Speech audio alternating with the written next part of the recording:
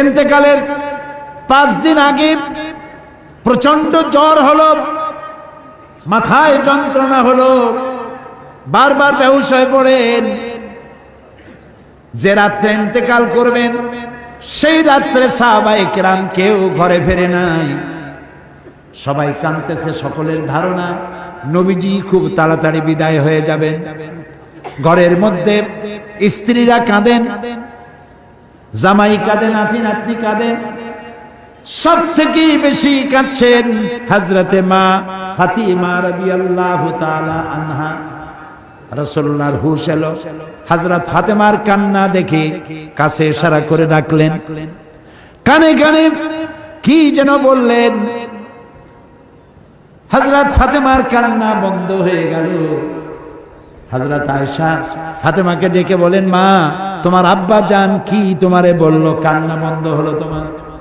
হযরত ফাতেমা বলেন, মা আমার আব্বা জান আমাকে কানে কানে বললেন, মা কাঁদিস না, তোর কান্না আমার বরদাস্ত হয় না।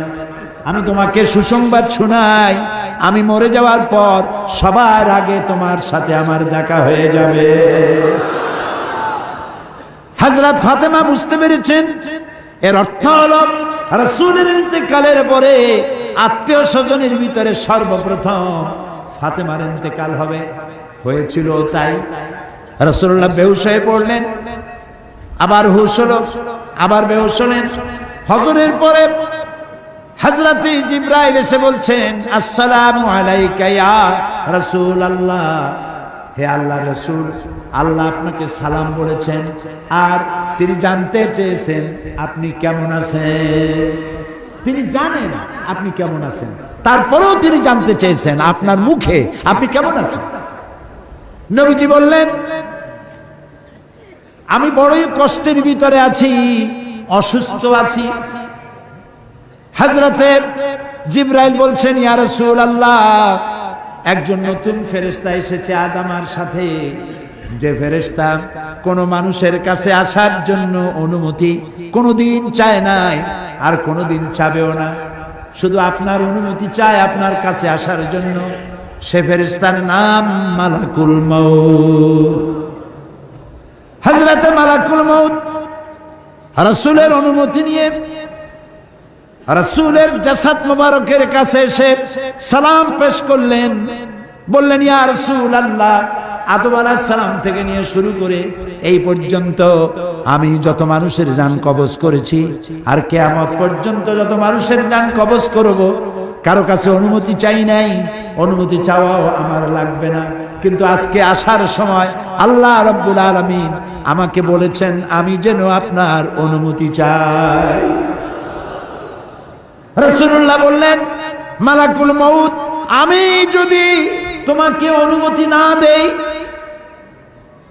হযরতে মালাকুল মউত বলেন, ইয়া রাসূলুল্লাহ, আল্লাহ তাআলা বলেছেন অনুমতি যদি না পাও ফিরে এসো। আল্লাহু আকবার, আল্লাহু আকবার। হযরতে জিবরাইল বলেন, ইয়া রাসূলুল্লাহ, আল্লাহ রাব্বুল আলামিন আপনার সঙ্গে দিদারের ইন্তজার করতেছেন। নবী বললেন, মালাকুল মউত, তুমি তোমার কাজ শুরু করতে পারো। মালাকুল মউত যখন জান কবজ করতে যাবে, রাসূলুল্লাহ বললেন, আয়েশা একটু কাছে আসো। ওই যে সোনা ছিল কয়েক টুকরা, সোনাগুলোর খবর কি? 6 টুকরা, ছোট্ট ছোট্ট 6টা টুকরা সোনা ছিল, সোনাগুলো কই? হযরত আয়েশা বলেন, আমি তার যত্ন করে রেখেছি। নবীজি বলছেন, এক্ষুনি স্বর্ণ টুকরাগুলি সদকা করে দাও। আমি মুহাম্মদ সাল্লাল্লাহু আলাইহি সাল্লাম আল্লাহর দরবারে এই অবস্থায় উপনীত হতে চাই না যে মুহাম্মদের ঘরের ভিতরে সোনা আছে। হযরত ওমর রাদিয়াল্লাহু তাআলা আনহু রাসূলের সঙ্গে দেখা করতে গেছিলেন একদিন। ঘরে মা আয়েশা ছিলেন। হযরত ওমর সালাম দিয়ে ঘরের মধ্যে ঢুকে দাঁড়ায় দাঁড়ায় কাঁদতেছেন, বাচ্চা শিশুর মতো ডুকরে ডুকরে কাঁদছে। রাসূলুল্লাহ জিজ্ঞেস করছেন, ওমর কাঁদো কেন? হযরত ওমর বলছেন, আমি বিশ্বনবীর ঘর দেখতেছি, ছোট্ট একটা ঘর, এক কোনায় একটা সুরাহি পানি রাখার পাত্র কাইতে হয়ে পড়ে আছে, একটা গ্লাস কাইতে হয়ে পড়ে আছে,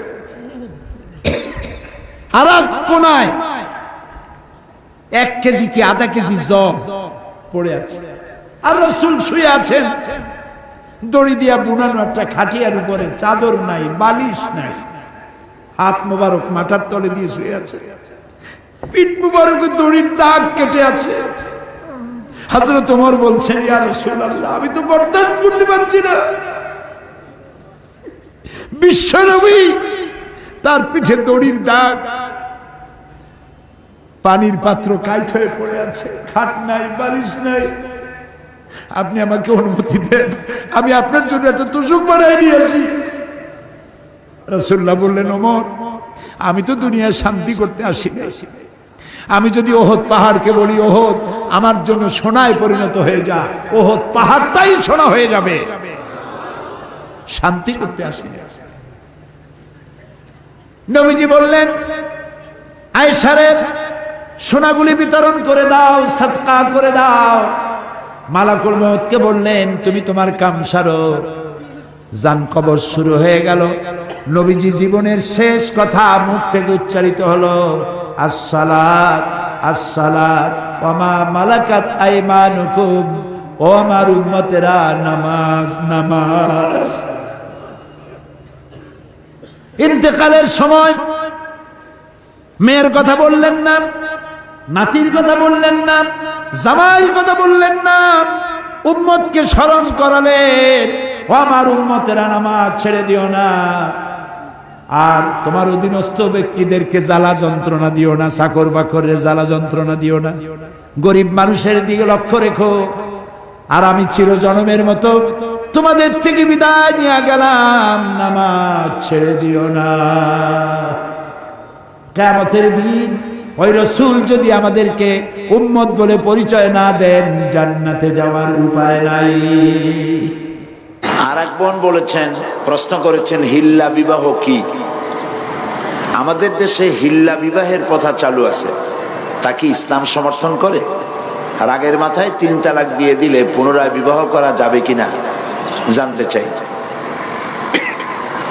এটাও সুন্দর প্রশ্ন। হিল্লা বিবাহ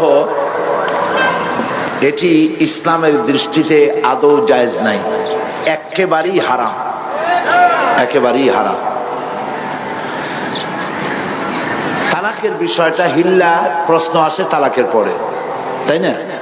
সেজন্য তালাকের কথাটা আগে বলে নেই। ইসলাম কিন্তু তালাক চায় না। আল্লাহর কাছে সমস্ত বৈধ জিনিসের মধ্যে 2টি বৈধ অত্যন্ত জঘন্য, নিকৃষ্ট। একটি হচ্ছে ভিক্ষাবৃত্তি, আরেকটি হচ্ছে তালাক। আল্লাহ পাক আদৌ পছন্দ করেন না। কিন্তু তারপরেও তালাক প্রথাকে ইসলাম তালাকের প্রভিশন রেখেছে। কারণ হতেই পারে এমন যে স্ত্রী শরীয়তের বিধান মানছে না, চরিত্রহীনা হয়ে পড়েছে, তো এই স্ত্রী নিয়ে ঘর গৃহবাস করা স্বামীর জন্য অত্যন্ত দুঃসাধ্য ব্যাপার। আবার এমনও হতে পারে যে স্বামী নপুংসক হয়েছে, পাগল হয়ে গেছে, জালিম। এই স্বামীর ঘর করা স্ত্রীর জন্য মহা সমস্যা। তো ইসলাম তো সকল সমস্যার সমাধান দিতে এসেছে, সেই জন্য তালাকের একটা প্রভিশন রেখেছে, যাতে করে এই যন্ত্রণা কিয়ামত মৃত্যু পর্যন্ত স্বামী স্ত্রী ভোগ করা না লাগে। কিন্তু এই তালাকটা কখনোই রাগের মাথায় পানে চুন কম হয়েছে কেন, বেগুন ভর্তায় লবণ বেশি হলো কেন, গোশতের মধ্যে তেল বেশি হলো কেন, ভাত এত নরম হয়েছে কেন, এই সব হাবিজাবি কথাবার্তা দিয়ে কথায় কথায় স্ত্রীকে তালাক দেওয়া যাবে না। তালাক হচ্ছে, দেখা গেল যে স্ত্রীর দুশ্চরিত্রা, চরিত্রহীনা, অথবা শরীয়তের বিধান মানে না, তাকে চেষ্টা করা হবে, স্বামী স্ত্রীর মনোমালিন্য হয়েছে, চেষ্টা করা হবে মনোমালিন্যকে দূর করে স্বামী স্ত্রীর ভালো সম্পর্কে স্থাপনের জন্য চেষ্টা করা হবে। সেজন্য কোরআন শরীফ বলেছে যে এই চেষ্টার জন্য উভয় পক্ষের মুরব্বীদেরকে ডেকে সালিশ কর। সালিশে যদি না হলো, তাহলে প্রথমত চেষ্টা করো স্বামী স্ত্রী নিজেরা দুইজনে তাতে যদি না হয় তাহলে সালিশ ডাকো, সালিশিতে যদি না হয় তাহলে এক তালাক দাও। একসঙ্গে 3 তালাক দিও না, 1 তালাক দাও। 1 তালাক দিয়ে সময় দাও, বিছানাটা আলাদা করে দাও, একসাথে এক বিছানায় থেকো না। 1টা তালাক দিয়ে অপেক্ষা করো, দেখো যে 1 তালাক পাওয়ার পরে স্ত্রী তার চরিত্র সংশোধন করে কিনা, ফিরে আসে কিনা। যদি ফিরে আসে তাহলে 2য় মাসে তাকে তুমি তোমার কাছে ফিরিয়ে নিতে পারো। এ হলো আল্লাহর বিধান। এ বিধান কার? আল্লাহর বিধান। কোরআন শরীফে আল্লাহ পরিষ্কার বলেছেন 2য় মাসে তারে ফিরায় নাও। 2য় মাসে দেখা গেল স্ত্রী ফিরল না, তার পূর্ব নীতির উপরই বহল, চরিত্র ভালো হলো না, তওবা করলো না, শরীয়ত মানলো না, তাহলে বশ্যতা স্বীকার করলো না, তাহলে 2য় মাসে আর 1 তালাক দাও, বিছানা ওইভাবে আলাদাই থাকুক। যদি স্ত্রী স্বামী থেকে এই বিচ্ছিন্নতায় বিরহ যন্ত্রণা সহ্য করতে না পারে এবং নিজের দোষ ত্রুটি বুঝতে পারে, আর যদি ফিরে আসে তাহলে 3য় মাসে তারে ফিরায় নাও। দেখছেন আল্লাহর বিধান, ফিরায় নাও। কিন্তু দেখা গেল 3য় মাসেও ফিরল না, তখন তাকে গ্রেট ডেঞ্জার সিগন্যাল নাম্বার 10 দিয়ে দাও। 1, 2, 3, এরপর তো আর কিছু থাকে না। 3য় মাসেও যখন ফিরল না, তখন 3 তালাক বায়না করে তাকে ব্যাক করায় দাও, বাস শেষ হয়ে গেল। এরপরে আল্লাহ পাক বলছেন এই স্ত্রী আর কোনোদিন তুমি গ্রহণ করতে পারবে না, তোমার জন্য চিরকালের জন্য এই স্ত্রী হারাম হয়ে গেল। হাত্তা তানকিহা জাওজান গায়রাহু, যতক্ষণ পর্যন্ত অন্য পুরুষ সে গ্রহণ না করছে। এইখানে গ্রামের মাতুব্বার সর্দারেরা, মেম্বার চেয়ারম্যানেরা এই আয়াতের এই একটু সুযোগ পাইল যে আর একটা পুরুষের কাছ থেকে ঘুরে আসলে তবে তো প্রথম স্বামী পাইতে পারে। সেই জন্য তারা হিল্লার ব্যবস্থা করল। সেই হিল্লাটা কি? সেই হিল্লা হলো একটা পুরুষের সঙ্গে কন্ট্যাক্ট করা হলো, চুক্তি, যে তুমি এই মেয়ে লোকটাকে বিয়ে করবা, কিন্তু সাবধান, তাকে টাচ করতে পারবে না, অথবা 3 দিন রাখবা, তারপরে তাকে তালাক দিয়ে দিবা। এইভাবে পয়সা দিয়া অথবা ম্যানেজড ওয়েতে বিবাহের ব্যবস্থা করে দিল। ইসলামী শরীয়তে এই ধরনের হিল্লা বিবাহ সম্পূর্ণ হারাম, আদৌ জায়েজ নেই। তাহলে কি হবে? হবে এই যে প্রথম স্বামীর তালাক দেওয়ার পর স্ত্রী ইদ্যত পালন করবে। ইদ্যত পালন করার পর সে ইচ্ছে করে কারো সঙ্গে যদি বিবাহ করে, কোন পুরুষকে যদি স্বামী হিসেবে গ্রহণ করে, আর ওই পুরুষ যদি মারা যায়, তাহলে প্রথম স্বামী তাকে ইদ্যত পালনের পর আবার স্ত্রী হিসেবে নিতে পারবে। 2, এ হলো 1 নম্বর সূরত। 2য় নম্বর সূরত হচ্ছে এই যে 2য় স্বামী বিবাহ করার পর ঘটনা চক্রে যদি 2য় স্বামী তাকে তালাক দেয়, কোনো পরিকল্পিত উপায় নয়, চুক্তির ভিত্তিতে নয়, কোনো ঘটনা চক্রে যদি তালাক দেয়, তাহলে প্রথম স্বামী নিতে পারবে। এছাড়া প্রথম স্বামীর কাছে ফেরার বা গ্রহণ করার কোনো সুযোগ নাই। মৃত্যু পর্যন্ত এই স্বামীর জন্য ওই স্ত্রী হারাম হয়ে গেছে। এই হচ্ছে ইসলামের বিধান। গ্রামের মাতব্বর কি বলল, চেয়ারম্যান কি বলল, এইটা ফতোয়া নয়, এইটা ফতোয়ার বিষয় নয়। আজ পত্র পত্রিকাগুলি আর এনজিওরা খালি বলতেছে ফতোয়াবাজ, ফতোয়াবাজ, ফতোয়াবাজ। এই কথাটা একটা বিদ্বেষমূলক কথা। যেমন হামলাবাজ, মামলাবাজ, দুর্নীতিবাজ, এইগুলি যেমন শব্দ, ফতোয়ার সামনে তেমন কোনো বাজ শব্দ বসানো যায় না। যারা ফতোয়াবাজ বলে ওরা নিশ্চয়ই মতলববাজ।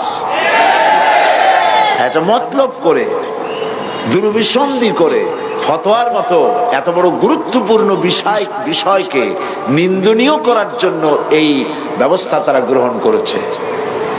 সুতরাং এই বোনের এই প্রশ্নের জবাবে আমি বলছি, হিল্লা বিবাহ ইসলামী বিধান অনুযায়ী কোরআন হাদিসের দৃষ্টিতে সম্পূর্ণ সুস্পষ্টভাবে হারাম, জায়েজ নয়।